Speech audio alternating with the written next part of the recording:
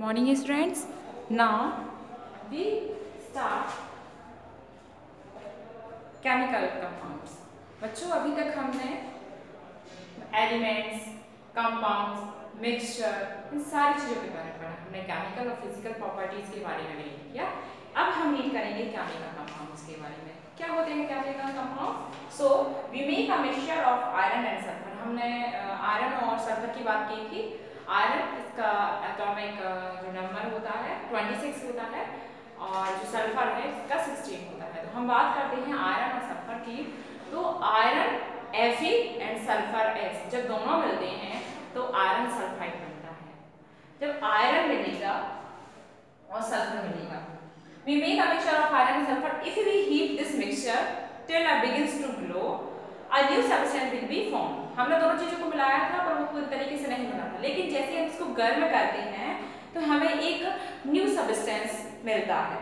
It will be different from iron and sulfur. मतलब जब हम इनको मिलाएंगे कुछ नहीं बनेगा, लेकिन हम हीट करेंगे तो एक न्यू कंपाउंड बनता है जिसका नाम है आयरन सल्फाइड, जो कि आयरन और सल्फर दोनों से कलर में डिफरेंट और प्रॉपर्टीज में डिफरेंट होता है। ब्लैक कलर का होता है और इसकी प्रॉपर्टी बिल्कुल भी डिफरेंट होती है, ना उसकी आयरन से मिलती है और ना ही सल्फर से। This substance is the compound named iron sulphide. इसको ही हम आयरन सल्फाइड कहते हैं। नेक्स्ट हम बात करते हैं this colour, the colour of the compound will be different from those of iron and sulphur. वही बात की हमने, इसका कलर भी आयरन से और सल्फर से बिल्कुल अलग होता है। Compounds can also be formed in a various ways as the atom can combine in different ways to form various compounds. बच्चों जो कंपाउंड्स बनते हैं जब इनका फॉर्मेशन तभी होता है जब डिफरेंट एलिमेंट्स के डिफरेंट एटम कंबाइन होते हैं, जुड़ते हैं डिफरेंट रेशियो में, डिफरेंट वेज में, विभिन्न तरीकों से जुड़ते हैं, तभी कंपाउंड का निर्माण होता है।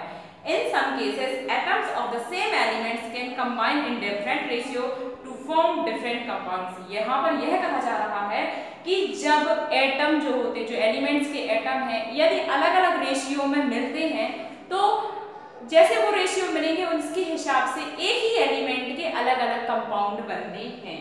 फॉर एग्जाम्पल हमारे पास बहुत सारे हैं, जैसे हम कार्बन और हाइड्रोजन की बात कर रहे हैं। यहाँ पर जब हम कार्बन और हाइड्रोजन को 1:4 के रेशियो में ऐड करते हैं, दोनों को कंबाइन करते हैं तो हमको CH4 मिलता है। रेशियो क्या है? कार्बन का 1, हाइड्रोजन का 4। दोनों को 1:4 के रेशियो में जब मटेरियल इसका लिया जाता है तो इसके एलिमेंट्स मिलकर के मीथेन गैस का निर्माण करते हैं। मीथेन गैस के फॉर्म में होता है, ये नेचुरल गैस है। ओके, सेकंड बात करते हैं जब यही कार्बन और हाइड्रोजन का जो एलिमेंट है 3:8 के रेशियो में मिलता है तो यहाँ पर प्रोपेन गैस मिलती है हमें। प्रोपेन एक मटेरियल है जिसका यूज टॉर्च में होता है। ओके, ये हमको C3H4 मिल रहा है। इसके अलावा कुछ ऐसे कंपाउंड होते हैं जिनमें डायरेक्ट जो एटम होता है, एलिमेंट होता है, डायरेक्ट पार्टिसिपेट करता है, जैसे कि सोडियम और क्लोरीन का जब एलिमेंट कंबाइन होता है, दोनों के एटम कंबाइन होते हैं तो सोडियम क्लोराइड हमें प्राप्त होता है। ओके बच्चों, ये क्या है? केमिकल कंपाउंड की बात कर रहे हैं। केमिकल कंपाउंड्स ऐसे ही बनते हैं। केमिकल कंपाउंड्स क्यों? क्योंकि इनकी केमिकल जो इनकी इंटरनल स्ट्रक्चर होती है वो थोड़ी सी डिफरेंट हो जाती है रेशियो के अकॉर्डिंग, एलिमेंट के अकॉर्डिंग। तो इनको गर्म करके, जैसे हमने आयरन सल्फर की बात की, हमने गर्म करके बनाया तो हमको ब्लैक कलर का आयरन सल्फाइड प्राप्त हुआ। हमने कार्बन को डिफरेंट रेशियो में मिलाया तो फर्स्ट में हमें मीथेन, फिर हमें इसके बाद ethane, methane, propane, butane, hexane, heptane, इस तरीके से इनका रेशियो जब बनता जाता है ना तो ऐसे ही बनता है। ओके बच्चों, इस तरीके से हम देखते हैं कि केमिकल कंपाउंड्स की प्रॉपर्टीज क्या होती है। तो चलिए बात करते हैं। Compounds can also be made up of the compounds. Such compounds are called complex compounds. जब कंपाउंड जो हैं एक साथ मिलते हैं तो एक कॉम्प्लेक्स मतलब संयुक्त होकर के एक संरचना बनाते हैं जिसको कॉम्प्लेक्स कंपाउंड कहते हैं। Living things have the property to make various compounds combine together.